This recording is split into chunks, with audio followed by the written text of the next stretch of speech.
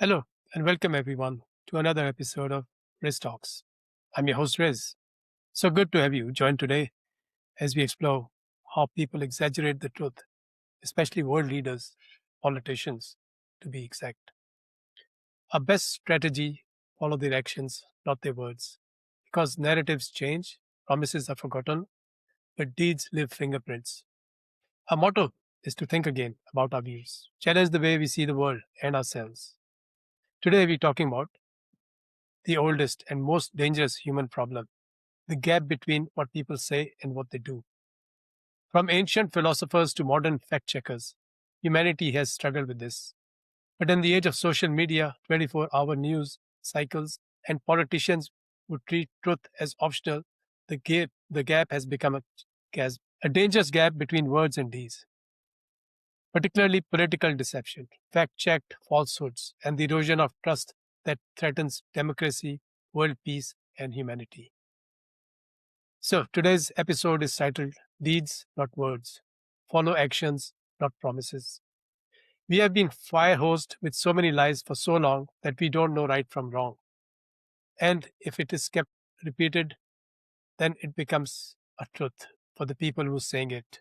Remember the saying, you can fool all the people some of the time and some of the people all the time, but not all the people all the time. That is where we are, not because we are stupid, but because we are exhausted.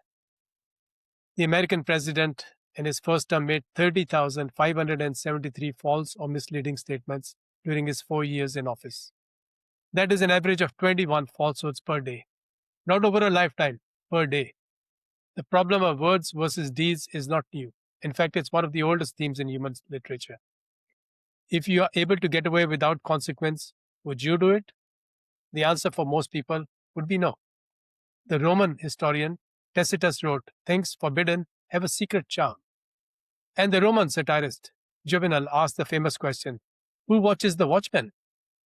Because those who make the rules are often the first to break them. The religions all forbid it, as all religions believe in humanity. Confucius taught that a ruler's legitimacy depends on his actions matching his words. He said the superior man acts before he speaks, and afterwards speaks according to his action. Notice the order: act first, then speak, not the other way around. So, across cultures and millennia, the message is consistent. Words are cheap, deeds are real, and yet we keep falling for the words. When fact checkers present evidence, they are often accused of bias. When journalists report the truth, they are called enemies of the people. When judges rule against false claims, they are called partisan. The truth must be precise, evidence based, and consistent. But the lie can be whatever the liar wants it to be, whenever they want it to be. Mark Twain once said, a lie can travel halfway around the world while the truth is putting on its shoes. That was in the 19th century, when gossip and information moved at the speed of a horse. Today, a lie travels around the world before the truth has finalized its coffee. In Russia, state media routinely presents false narratives about the war in Ukraine. In India, politicians have made false claims about religious minorities during election campaigns. The pattern is global. The weapon is the same: words disconnected from deeds. So, where is this heading? If words no longer need to match deeds, if words don't need to have a meaning, if promises are understood to be performances, if truth becomes just another opinion, what happens to society? What happens to humanity? A politician promises to stop wars, lower taxes, improve healthcare, and fix the economy. You've heard this before. You know from experience that the last three politicians made the same promises and did not one of them. But you have no way to verify anything in real time. So, look at their history. See their track record. The algorithms show you only what you want to believe. Your neighbor believes something completely different, based on different sources, different facts, different realities. You stop talking to your neighbor, then you stop trusting your neighbor, then you start seeing your neighbor as the enemy. This is not a prediction. This is already happening in many parts of the world. In even the United States, trust in the federal government is below 25%, the lowest since record keeping began. Fake media, as they call it. In the United Kingdom, trust fell from 54% to 35% in just 5 years. In France, trust is below 30%. The erosion of trust has real consequences. Vaccination rates drop, public health messaging fails, economic cooperation breaks down. And most dangerously, when trust in institution collapses, people turn to strongmen, leaders who promise simple solutions, who claim to be above the lies, who are often the biggest liars of all. Hannah Arendt observed that the ideal subject of totalitarian rule is not the convinced Nazi or the convinced communist, but people for whom the distinction between fact and fiction, true and false, no longer exists. They're like in a cult. That is the destination of the path we are on. A world where words have no connection to deeds because deeds themselves have no connection to truth. So, to sum up, the gap between words and deeds is not new. The problem has accelerated in the age of social media and 24-hour news. Trust in politicians, government, official media, and institutions has collapsed to historic lows.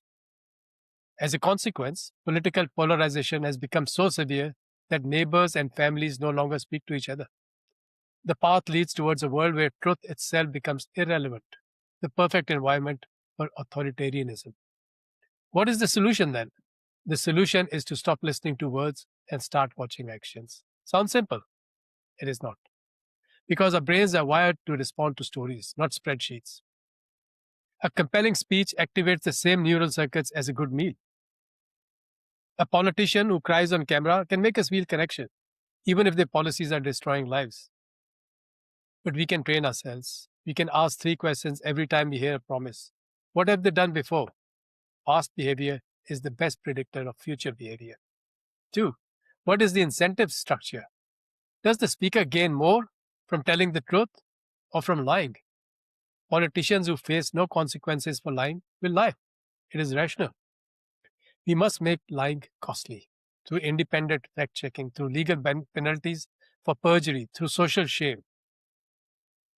So, who benefits from the lie? Follow the money, follow the power. When a politician says this policy will help everyone, who is actually paying for their campaign? Who will get the contracts? Who will be appointed to the boards? Support independent journalism. Fact-checking organizations like PolitiFact, factcheck.org, and the Toronto Star's fact-checking desk do important work. Subscribe to them, share their work, defend them when they are attacked. Stop sharing without checking if it's true. Try not to share anything you have not verified. Do not repeat a claim without checking its source.